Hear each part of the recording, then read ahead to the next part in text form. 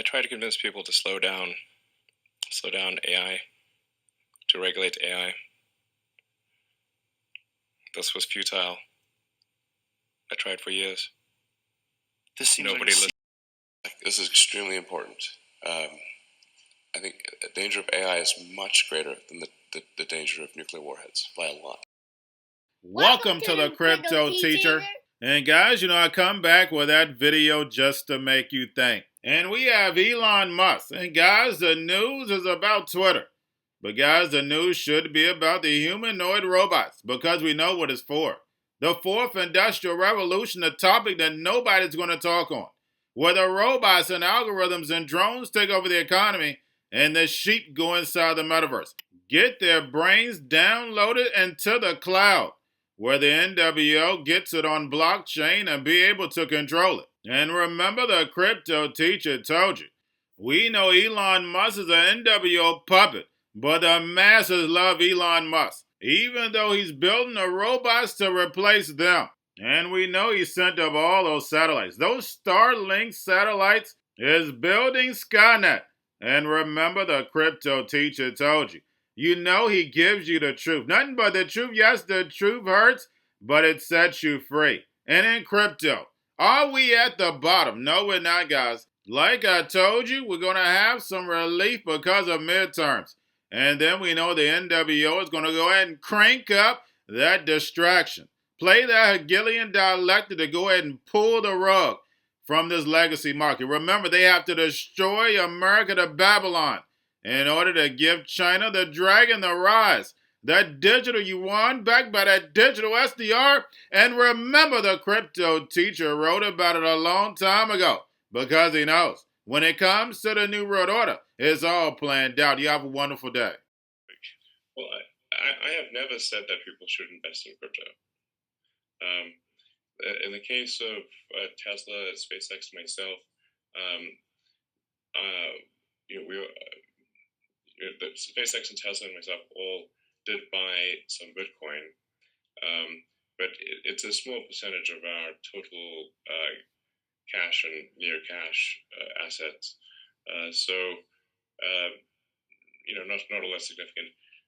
I also bought some Dogecoin, and Tesla accepts Dogecoin for some merchandise, and SpaceX will do the same. And I intend to personally support Dogecoin because I just know a lot of people who are not that wealthy who have encouraged me to buy and support Dogecoin. So I'm responding to those people, just people that when I walked around the factory at SpaceX or Tesla, they've asked me to support Dogecoin, so I'm doing so. Because Dogecoin, I think, has come down a lot. It's down about 80-90%, or it's down a lot, and that's the reason why you came out and said that you still thought there was value there. I said I support Dogecoin, and I'm doing that. Can I ask you one last question?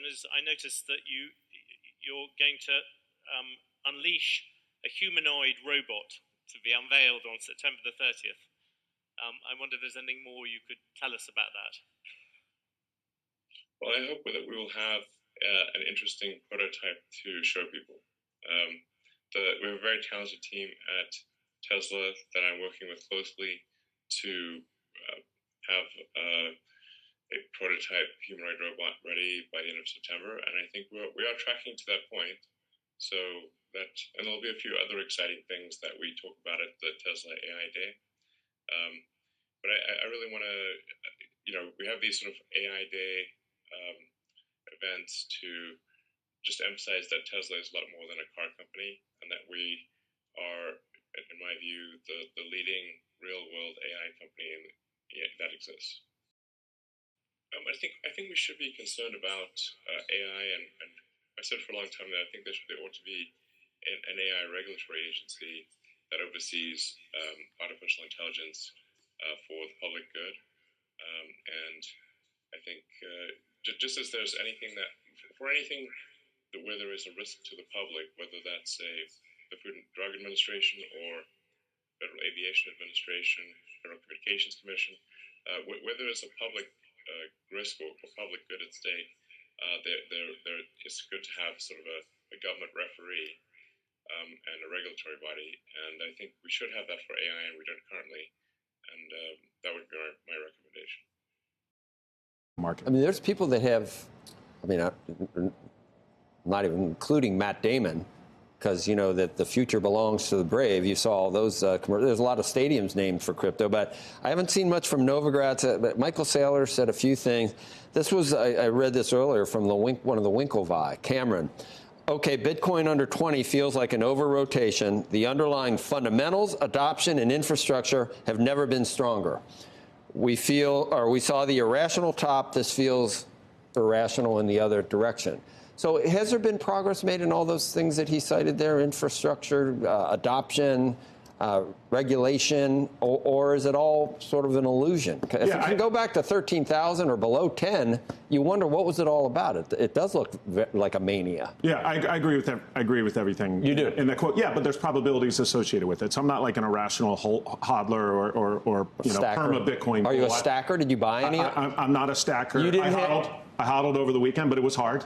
You held? I held. Why didn't you step up at 17.5 if you think it's going back to 100,000? It felt, I was with a very, very smart friend of mine on Saturday afternoon, well-known in the industry, and he actually made that exact comment at 17.6 and said, this is the buying opportunity. And I think there's a good chance we'll look back and we'll say, wow, that was the bottom. I don't know that it's the bottom. It was certainly a bottom. Maybe we'll retest those lows. But if we had kept going on Saturday afternoon, you could have seen real carnage in anybody who had leverage in crypto. When you sit there, when you're at 40 and you make a decision not to sell, and then it gets to 17.5 and you don't have the nerve to do it, that tells you that it might be. Because when you should be doing it, it's just human nature makes it too difficult to do it. And I don't know if many people were stacking at 17.5. Right. You've had some guests on this morning who have said, well, the market has sold off. The S&P's down 40%, but it's been very orderly. VIX hasn't hit 50, what have you. 40. In crypto,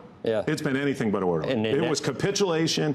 On Saturday, the Bitcoin has been running at 100 volatility, 100% volatility for a week straight, whipping around. It's not for the faint of heart. And Netflix, Zoom, Boeing, take your pick. There's a lot of them that it has not been orderly. It's been just regurgitating. Yeah, right. I think when the tide goes out, you're going to see the people who were buying last week into this week. Thursday felt a little bit worse than most of the other days that we've had. I don't know if it's a real capitulation, but it felt worse. Sorry. We're going to a different economy, and we're going to be learning more about that as we go. But clearly, we're learning that things can be done from remote locations. We're learning that technology can replace people even more than we thought.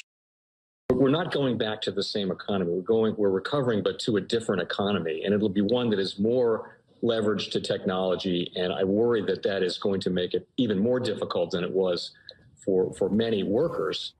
In Silicon Valley, and my friends who work in technology know that what we did to the manufacturing workers, we are now going to do to the retail workers, the call center workers, the fast food workers, the truck drivers, and then even bookkeepers, accountants, insurance agents, lawyers, and on through the economy.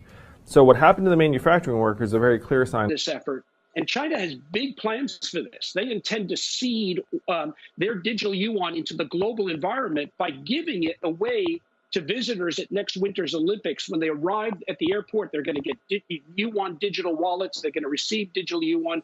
They're going to use it throughout their visits to Beijing, and then they're going to take it back to their home countries.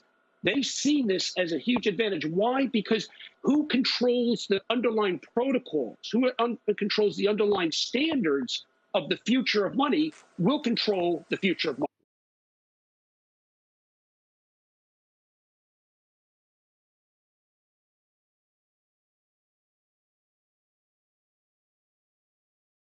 Most powerful person in the world is the storyteller. The storyteller sets the vision, values, and agenda of an entire generation to come. Steve Jobs.